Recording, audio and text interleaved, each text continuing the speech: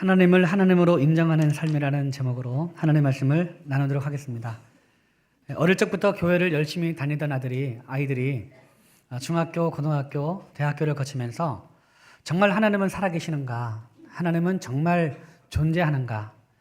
내가 어릴 적부터 교회를 다녔기 때문에 나에게 있는 이 믿음이 부모님에 의해서 세뇌된 믿음이 아닌가라는 그런 고민을 하기 시작합니다. 여러분들도 그러한 고민을 했던 분이 아마 계실 수 있을 것 같은데요. 그런데 우리가 아무리 애를 써도 성경은 하나님의 존재 유무에 대해서 대답하지 않습니다. 성경 전체적으로 흐르는 큰 사상이 있는데요. 하나님은 계시다라는 겁니다. 하나님은 계십니다. 이것이 성경에 흐르는 큰 사상입니다.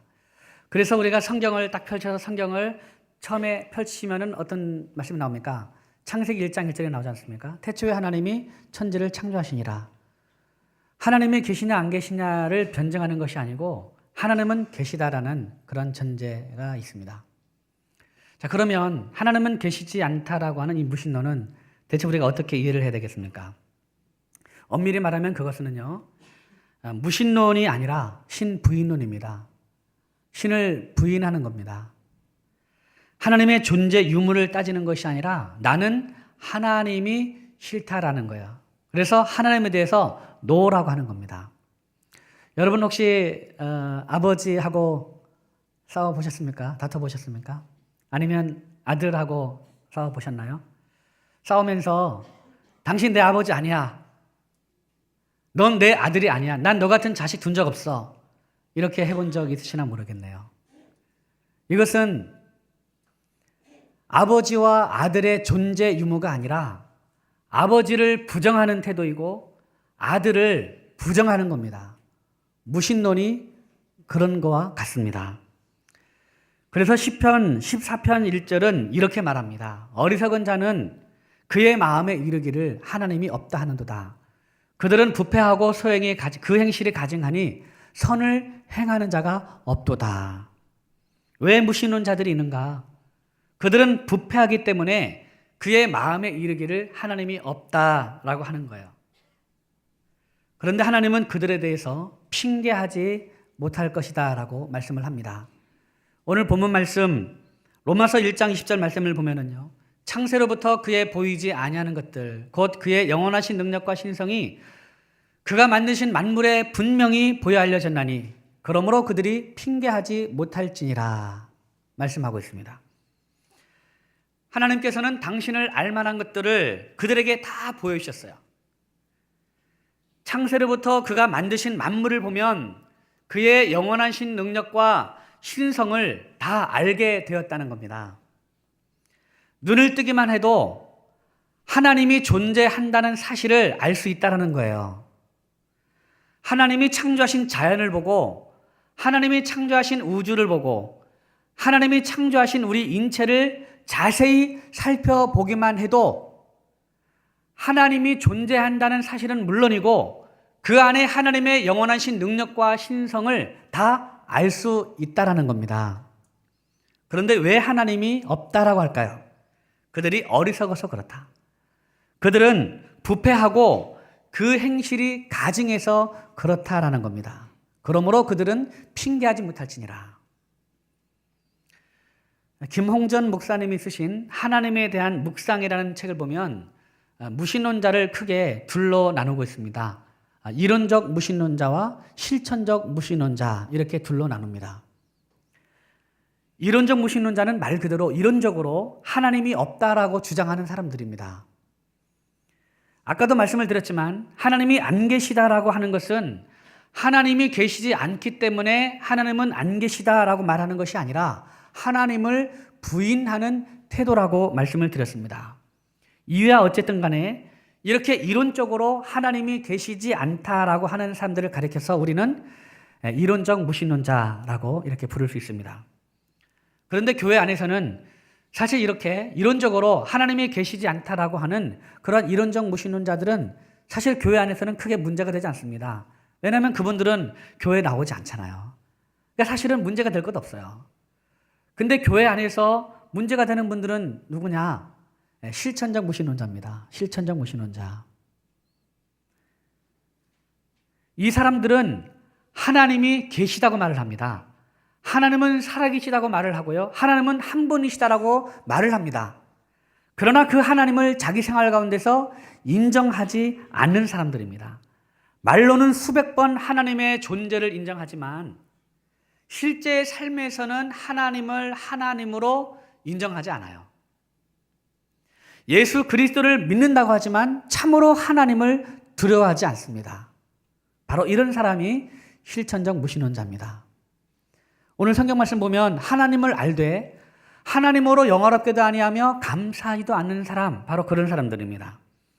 하나님을 하나님으로 바로 알지 못하고 하나님은 형평상 나의 필요를 채워주시기 위해서 존재하고 하나님은 나의 수호신으로 존재하고 하나님은 나를 행복하게 해주려고 나를 쫓아다니면서 나에게 복을 주시는 분으로 생각해서 자기 자신이 하나님보다 더 중요하고 하나님은 자기를 보조하는 존재로 생각하는 것은 하나님을 하나님으로 바로 알고 하나님께 영광 돌리는 것이 아니라 바로 하나님을 썩어질 사람과 새와 짐승과 기어다니는 동물 모양의 우상으로 바꾸는 것입니다. 이런 사람은 여러분 죄송합니다만 무신론자예요. 무신론을 자신의 행동으로 직접 실천적으로 보여주는 그런 사람입니다. 여러분 결혼을 하면 1년, 2년 지나면서 얼마나 재미가 있습니까? 그렇죠? 그러면서 사랑한다라고 이렇게 고백을 합니다. 그러다가 2년, 3년, 4년, 5년 지나다 보면 나중에 아이도 낳고 또 아이를 쭉 이렇게 키우다 보면 어느새 중년이라는 나이가 다가옵니다. 그러면서 사회적으로 보면 이 중년의 때에 가장 바람을 잘 피죠. 태풍처럼 몰아치는 분도 계시고 이렇게 바람을 피기 시작하는데 만약에 여러분 남편이 만약에 바람이 피면 그 남편이 믿습니까? 믿지 않습니까? 그렇죠. 경험을 안 해봤으니까 모르시겠죠. 밉습니다. 미워요. 정말 미워요. 나와 전혀 상관없는 동네 아저씨보다 바람을 핀 내 남편이 사실은 더 미운 거예요. 하나님은 존재하지 않는다고 하면서 살아가는 이론적 무신론자보다 하나님을 믿는다 하면서도 하나님을 하나님으로 바로 알지 못하고 하나님을 나의 행복의 보조수단으로 삼고 내 삶의 중심에 내가 앉아서 하나님을 종부리듯이 이용하면서 하나님의 영광을 썩어질 사람과 동물 모양의 우상으로 바꾸는 실천적 무신론자가 사실은 더 미운 겁니다. 나와 상관없는 동네 아저씨보다 바람피는 내 남편이 더 미운 것처럼 이론적 무신론자보다 이 실천적 무신론자가 사실은 더 미운 거예요. 그런 사람들 때문에 사람들이 하나님을 부인하는 거 아닙니까? 물론 그들이 어리석고 부패해서 그런 것이기도 하지만 하나님을 영화롭게 하지 않는 사람들 때문에 안티 기독교인이 더 많아지는 것이죠. 자, 그러면 어떤 사람이 실천적 무신론자인가에 대해서 우리가 정말 깊이 생각해 봐야 할 중요한 주제가 있습니다. 오늘 말씀을 보면 하나님을 알되 하나님으로 영화롭게도 아니하며 감사하지도 아니하고 라고 말씀하고 있습니다. 우리가 생각해야 할 중요한 주제, 감사입니다. 감사. 이론적 무신론자는 하나님의 그 놀라우신 사랑을 모릅니다. 독생자 예수 그리스도를 죽게 하면서까지 우리를 사랑하신 하나님의 놀라우신 그 사랑을 모르죠. 그리고 그들은 피 흘리기까지 우리를 사랑하신 예수 그리스도의 사랑과 그 희생을 모릅니다. 그렇기 때문에 그들이 하나님께 감사하지 않는 것은 어쩌면 그렇게 큰 문제가 되지 않죠. 감사를 모릅니다, 그분들은. 그러나 예수 그리스도의 십자가의 은혜를 아는 사람은 사실 감사가 그의 삶의 전부다라고 해도 사실은 지나치지 않습니다. 그렇지 않습니까? 감사가 우리 삶의 전부라는 거예요. 그것이 우리 그리스도인의 바른 삶이라는 겁니다. 요즘에 제가 매주 수요일마다 하이델베르크 요리문답을 강의하고 있습니다. 이 하이델베르크 요리문답은요, 우리 장로교 교회인 웨스터민스터 소교리 문답과 더불어서 우리 교회의 아주 중요한 자산 중에 자산이라고 저는 그렇게 생각을 합니다. 이 하이델베르크 요리문답의 첫 번째 질문은 살아서나 죽어서나 당신의 유일한 위로는 무엇입니까? 그러니까 이 세상에서나 그리고 죽어서나 당신에게 진정한 위로가 되는 것이 무엇이냐라는 그런 질문입니다.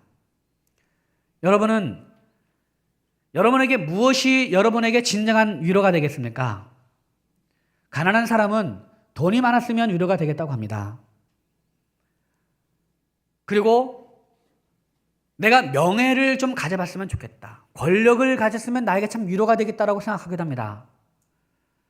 또 건강을 잃은 사람은 내가 좀 건강해 봤으면 좋겠다.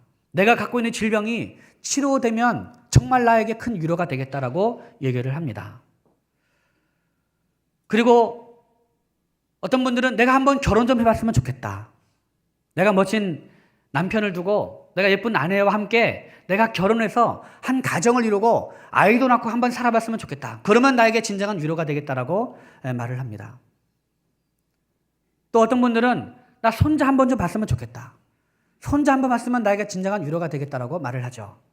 그러나 여러분, 이러한 모든 일들이 다 이루어지고 난 다음에 어떤 일이 벌어집니까? 여전히 나에게 또다시 근심과 걱정이 찾아옵니다. 그러니까 이러한 것들은 우리에게 진정한 위로가 되지 않는다는 것이죠. 그러면 하이델베르크 요리문답은 무엇이라고 답변할까요? 자막을 보면서 한번 잘 들어보시기 바랍니다. 살아서나 죽어서나 나는 나의 것이 아니요 몸도 영혼도 나의 신실한 구주 예수 그리스도의 것입니다. 그리스도께서는 그의 보혈로 나의 모든 죄값을 완전히 치르고 나를 마귀의 모든 권세에서 해방하셨습니다. 또한 하늘에 계신 나의 아버지의 뜻이 아니면 머리털 하나도 땅에 떨어지지 않도록 나를 보호하시며 참으로 모든 것이 합력하여 나의 구원을 이루도록 하십니다. 그러므로 그분은 그의 성령으로 나에게 영생을 확신시켜 주시고 이제부터는 마음을 다하여 즐거이 그리고 신속히 그를 위해 살도록 하십니다. 정리하면 이렇습니다. 저를 한번 보세요. 첫째는요, 살아서나 죽어서나 나는 나의 것이 아니요 내 몸도 내 영혼도 나의 신실한 구주 예수 그리스도의 것이라는 사실이 나에게 진정한 위로가 된다는 거예요. 그리고 그리스도께서는 그의 보혈로 나의 모든 죄값을 완전히 치르고 나를 마귀의 모든 권세에서 해방하셨다라는 사실이 나에게 진정한 위로가 된다는 겁니다. 그리고 두 번째는 하늘에 계신 나의 아버지의 뜻이 아니면 머리털 하나도 땅에 떨어지지 않도록 나를 보호하신다는 그 사실이 나에게 진정한 위로가 된다는 거예요. 그리고 그 하나님께서는 모든 것을 다 합력해서 나의 구원을 이루도록 하신다는 사실이 나에게 진정한 위로가 된다는 겁니다. 그리고 세 번째는 성령께서 나에게 영생을 확신시켜 주신다는 사실이 나에게 위로가 된다는 거예요. 진정한 위로. 그리고 그 성령께서 이제부터는 나를 어떻게 살게 하느냐? 마음을 다해서 또 아주 즐겁게 그리고 아주 신속하게 하나님을 위해 살도록 성령께서 나를 그렇게 만든다는 사실이 나에게 진정한 위로가 된다는 거예요. 그러면서 두 번째 문답이 이어집니다. 자, 그러면 이러한 위로 가운데 복된 인생으로 살고 죽기 위해서 당신은 무엇을 알아야 합니까? 라는 질문을 해요. 세 가지를 알아야 되는데요. 첫째, 나의 죄와 비참함이 얼마나 큰가? 둘째, 나의 죄와 비참함으로부터 어떻게 구원을 받는가? 셋째, 그러면 그러한 구원을 주신 하나님께 내가 어떻게 감사를 드려야 하는 것을 알아야 한다. 알아야 한다. 정리하면 이렇습니다. 죄와 비참함이 얼마나 큰지를 알아야 이러한 위로 가운데서 나는 살기도 하고 나는 복된 인생으로 죽을 수 있다는 겁니다. 두 번째는요, 나의 모든 죄와 비참함으로부터 내가 어떻게 구원을 받는가를 알아야 나는 복된 인생으로 살 수도 있고 복된 인생으로 죽을 수 있다는 거예요.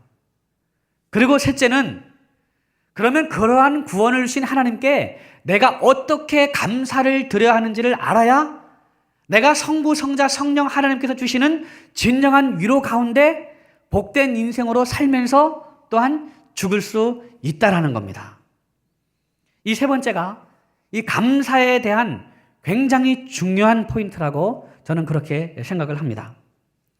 많은 분들이 이 감사의 삶을 어떻게 이해를 하냐면 감사의 삶을 우리에게 구원을 베풀어 주신 하나님께 보답하는 것으로 이해를 합니다. 그래서 하나님께서 우리에게 구원을 베풀어 주셨기 때문에 우리는 감사함으로 하나님께 보답을 하려고 해요. 근데 사실은 그렇지 않습니다. 그런 게 아니에요, 감사는. 사실 우리가 무엇을 한다고 해서 그것이 우리에게 구원을 주신 하나님께 보답이 되겠습니까? 우리 행위 아무것도 아니잖아요. 구원은 하나님께 선물로 받는 것이면서 동시에 우리가 어떤 행위를 해서 갚을 수 있는 그런 성질의 것이 아닙니다.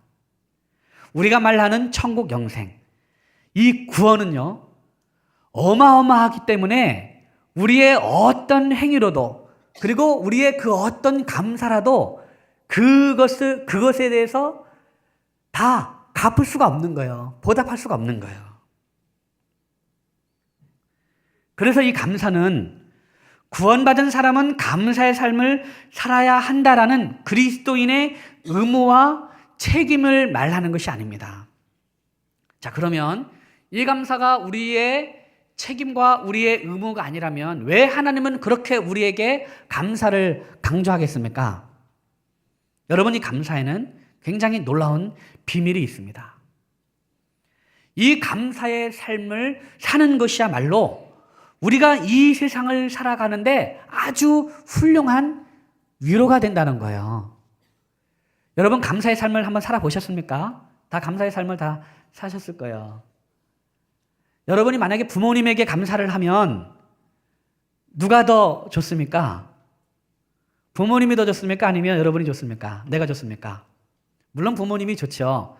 그런데 궁극적으로는요, 궁극적으로 누가 더 행복하고 즐거우냐면 감사하는 그 사람이 사실은 더 행복하고 더 즐거운 법이에요. 그렇지 않습니까? 여러분이 누군가에게 한번 감사했을 때 그때 상황을 생각해 보세요. 감사를 받는 사람이 아니라 감사를 하는 사람이 더 즐겁고 행복한 거예요. 여러분, 내 안에 감사가 넘친다는 것은 성령께서 나의 삶 가운데 역사하고 있다라는 증거입니다, 여러분. 감사는 내가 성령님의 인도함을 받고 있다는 증거이자 살아계신 하나님이 내 안에서 즐거워하고 있다는 증거예요. 그러니 내가 감사의 삶을 살고 있다는 것이 얼마나 나에게 큰 위로가 되겠습니까? 자, 그렇다면 여러분, 하나님을 알되 하나님으로 영화롭게도 아니하며 감사하지도 않는 삶, 감사하지 않는 삶은 그러면 무엇에 대한 반증이 되겠습니까? 내 안에 하나님이 없다라는 거예요. 감사하지 않고 불평하고 불만하는 삶은 내 안에 하나님이 계시지 않다. 내 안에 그 살아계신 하나님이 내 안에 계시지 않다. 내 안에 성령님이 계시지 않다라는 증거예요. 하나님은 나와 전혀 상관이 없다라고 하는 그 증거예요, 여러분. 그 얼마나 불쌍합니까?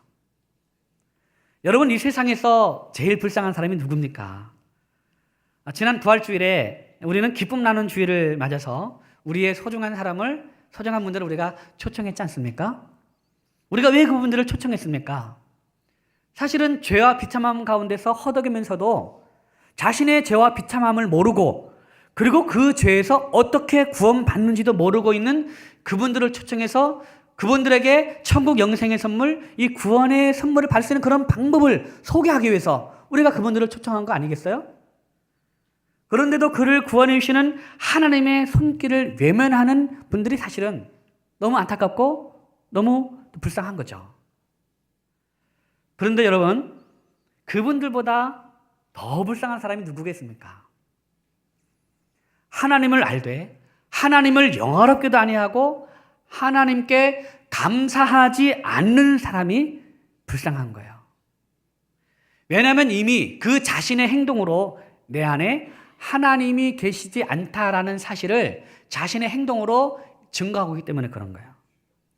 불평과 불만을 함으로써 하나님이 내 삶의 주인이라는 사실을 부인하고 있기 때문에 그렇다는 겁니다. 사랑하는 성도 여러분, 우리 삶에 감사를 회복합시다. 아멘. 감사를 회복해야 돼요. 사실 감사는 말로만 되는 것이 아니에요. 그의 삶의 변화가 곧 감사를 말합니다. 진정한 회개가 뒷받침이 되어야 한다는 거예요. 억지로 감사할 수 없잖아요. 하나님은 다 아시죠? 우리의 모든 마음과 모든 행동을 다 아시지 않습니까? 그래서 진정으로 하나님을 하나님으로 인정하는 사람은 진정한 회개가 있고 그의 삶에 변화가 일어나게 마련이라는 겁니다. 그리고 하나님의 말씀으로 살아내는 것을 진심으로 기뻐합니다. 그것이 감사의 삶입니다. 이 감사의 삶이 우리 안에 성령께서 역사하고 계시다는 살아있는 증거입니다, 여러분. 그래서 그러한 구원을 주신 하나님께 어떻게 감사해야 하는 것을 알아야 그것이 우리에게 진정한 위로가 된다는 겁니다. 이제 말씀을 정리하겠습니다. 우리 모두는 죄와 비참함이 얼마나 큰지를 알고 또 그 죄와 비참함 가운데서 구원받은 사람입니다. 즉 우리는 생활 가운데서 하나님을 하나님으로 인정하는 삶을 살아야 하는 그리스도인입니다. 우리 그리스도인은 감사가 우리 삶의 전부여야 합니다. 이 감사의 삶으로 하나님을 하나님으로 인정하면서 동시에 또 감사의 삶으로 하나님의 살아계심을 증거하며 감사의 삶으로 이 세상에서 성부, 성자, 성령 하나님께서 주시는 진정한 위로를 받는 저와 여러분이 되기를 바랍니다. 기도하겠습니다.